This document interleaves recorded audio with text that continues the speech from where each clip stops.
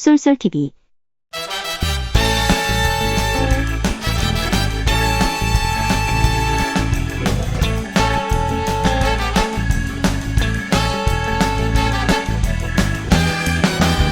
그 다음에 도심 땅 말고는 그 다음에 여러분들이 수익형 부동산을 사야 돼. 요즘 직장이 언제 잘릴지 모르잖아. 또 나이 먹으면 일자리가 없어요. 물론 그동안 돈을 많이 모아놓고 연금도 많이 해놓으면 괜찮지만 그렇지 않으면 여러분들 60세 넘으면 다 놀아요. 그러면 한 달에 200만 원 갖고 사는 게 그렇게 쉬운 게 아니야. 500만 원 정도 갖고 있는 사람하고 1000만 원인 사람의 인생이 달라지는데 한 8살까지는 잘 죽지도 않아. 돈은 없는데 건강하면 배만 고파. 차라리 돈이 없으면 건강하지라도 말아야지. 그래서 지금부터 부동산 투자를 하는데 수익형 부동산을 관심을 가지라. 그래서 월세가 나오는 부동산을 관심을 가지라. 월세가 나오는 부동산은 임대료가 꾸준히 상승하는 지역의 물건은 항상 오르는 거야. 그리고 임대료가 상승하면 자산 가치가 상승을 해. 그럼 자산 가치가 상승하면 나중에 내가 팔을 때 황금성도 뛰어나고 시세차익도 생겨. 내가 100만 원에 50만 원일 때 샀어. 근데 임대료가 계속 올라서 몇 년 지나니까 임대료가 1000만 원에 50만 원에 샀는데 지금 1000만 원에 80만 원이 돼. 그럼 내가 30만 원만 더 받는 게 아니죠. 그걸 기대생률 시장 환원율로 환산하게 되면 자산 가치가 뛰는 거야. 옛날에는 그게 2억이었지만 지금은 2억 5천 주고 사야 되는 거지. 나는 가만히 앉아서 5천을 번 거야. 임대료가 상승하는 물건이 중요해. 그래서 그런 수익형 부동산 사는 거야. 아, 그래도 나는 선생님, 나는 아파트가 최고야. 공급 과잉이고 나발이고 알짤없어. 그냥 난 동탄의 아파트도 좋아. 그래, 아파트 좋지. 우리나라 사람처럼 아파트 좋아하는 사람은 전 우주에 없대. 그래서 1주택자도 재테크를 할 수가 있어. 도심 땅이나 수익형 부동산처럼 숨 쉴수록 오르진 않지만 그래도 그 동네의 블루칩 랜드마크 아파트는 그래도 꾸준히 오르지. 그래서 여러분들이 아파트를 하나를 갖고 있더라도 그 아파트를 가지고 갈아타는 전략을 세워야 돼. 그래서 이사 몇 번 가셨어? 그리고 지금 어디 살아? 잘못 이사했네. 우리 선생님은 이사 몇 번 하셨어요?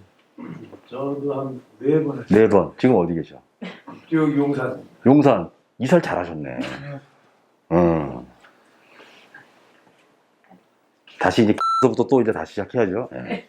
나는 항상 젊은이에게 5분 대기조 정신을 가르쳐. 5분 대기조. 5분 대기조가 엉덩이가 무거워 안 무거워? 5분 대기조 알아요, 여자분들? 아, 군대 갔다 온 사람들은 안 돼. 방위 출신들은 잘 모르지. 예, 그러니까 5분 만에 출동할 수 있는 그런 대기를 하고 있어야 돼. 그러니까 항상 바쁘지. 그러니까 엉덩이를 어떻게 해? 엉덩이를 땅바닥에 붙이고 있을 수 있어 없어? 예, 그러니까 엉덩이가 가벼워야 되잖아. 예, 그래서 5분 대기는 엉덩이가 가벼워야 되는 거지. 그래서 집에 가는데 집에 아무것도 없어. 만점. 언제든지 출동할 수 있는 만점. 예. 뭐 소파하고 텔레비전 정도 있어. 아, 그건 95점. 근데 무슨 뭐 외국인 그림에 뭐 그냥 이상한 중문 걸고 렌막 하고 막 이런 거 있잖아. 앞으로 만나지 맙시다. 이렇게 되는 거지. 거기가 만약에 용산이면 괜찮지. 근데 기면 안 되지. 그래서 1주택자의 재테크는 비과세를 활용하고, 그래서 도노강에 있다가 마용성으로 옮기고, 마용성에서 다시 강남으로 옮기고, 이런 전략을 피워서 비과세를 활용하고, 이빠이 대출 받고, 월급쟁이가 돈 모아가지고 그걸 벌어서 모아서 다시 새집 좋은 거로 살 수는 없어요. 대출 이빠이 따라 받아가지고 옮기면 그만큼 올라주잖아. 왜? 랜드마크를 사는 거야. 그 동네에 꼴찌를 사는 게 아니야. 최소한 1, 2, 3는 사야 돼. 그런 식으로 지역으로 옮기고, 지역에서 같은 지역이라도 같은 지역에서도 좋은 아파트로 옮기면 나중에 여러분이 은퇴할 때쯤 돼가지고 60 정도 돼서 후에 내가 아파트 33평이 있느냐, 강남 대치동에 33평 아파트가 있느냐, 인생이 다르잖아. 한 30한 2, 3억 하잖아요. 그거 팔아서 아파트 사서 거기서 살면서 나머지를 쓰고, 근데 아파트 팔아서 어떻게 해? 울릉도 가야 돼, 울릉도. 그러나 힘들지. 이사 자주 가야 되고 애들 학교도 문제도 있고 뭐 그러잖아요. 그러다가 또 부동산 투자 DNA가 부부가 다 공통으로 있는 게 아니잖아. 한 사람은 있고 한 사람은 없고 그러면 또 싸우고 막 그러잖아요. 그죠? 여자분들 혼자 나한테 상담하러 오면 나의 그 화려한 언변에 녹아나. 그래가지고 그냥 바로 돈 투자하면 돈 벌 것처럼 막 그렇게 막 이렇게 업돼서 가요. 그리고 집에 가가지고 남편한테 남편을 얘기하면 남편이 힘들어가지고 죽겠는데 일하고 와서 뭐 재개발 어쩌고 도심 땅 얘기하고 그러면 뭐 무슨 아파트도 아니고 막 못 알아듣는 얘기 하니까 막 짜증나고 또 남자가 또 자존심 있어가지고 잘 모른다고 또 얘기도 안 해. 그래가지고 다음날 아침에 울면서 전화해요. 그래서 내가 요즘은 같이 오라 그래, 부부가. 내가 뭐 남의 가정 파탄 일으킬 리가 있어. 남자들은 약간 여자보다는 좀 이성적이잖아요. 여자분들은 감성적이고. 그래서 남자들은 의심이 많아. 오면은 막 의심에 가득한 눈초리로 내 얘기를 듣다가 그리고 집에 가면은 약간 자기 와이프한테도 약간 좀 그 순화된 어떤 그런 논리를 피기 때문에 싸울 일이 별로 없어. 여자분들은 안 그러잖아요. 여자는 막 심취한단 말이야, 특히. 내가 또 얼마나 또 이게 세.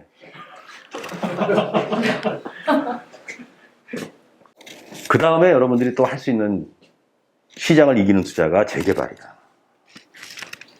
또 다행히 또 내가 재개발 전문가잖아요.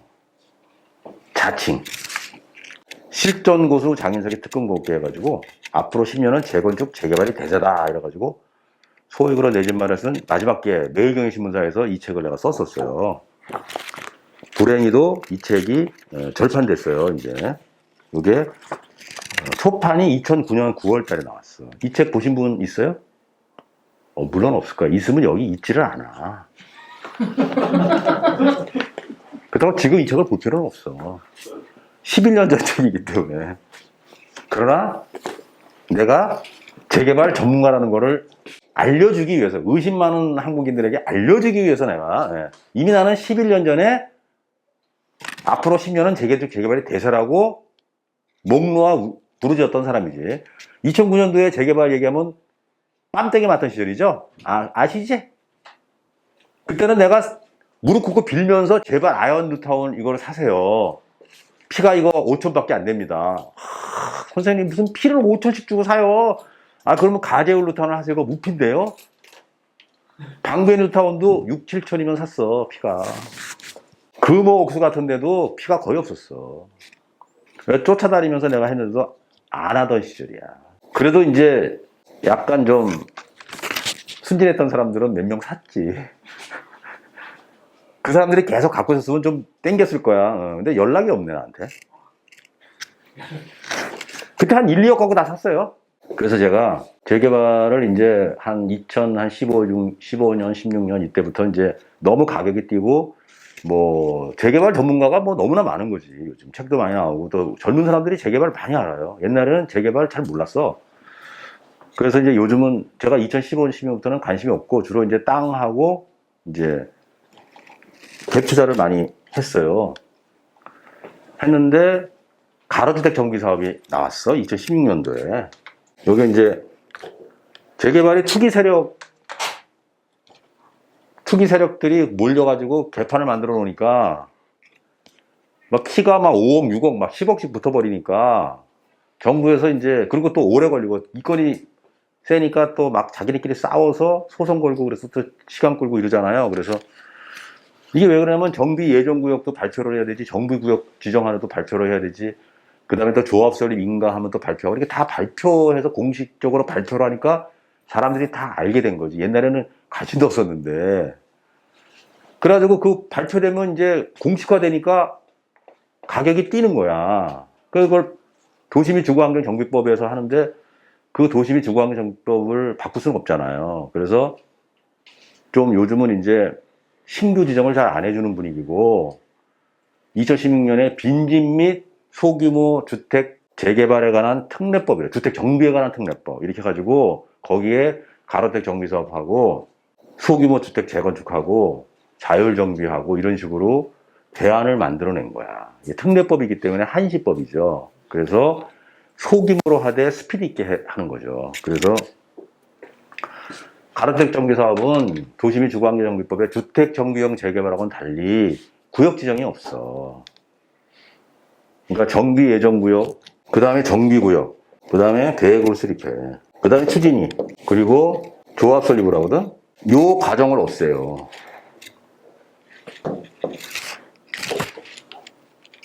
그리고 바로 이거야.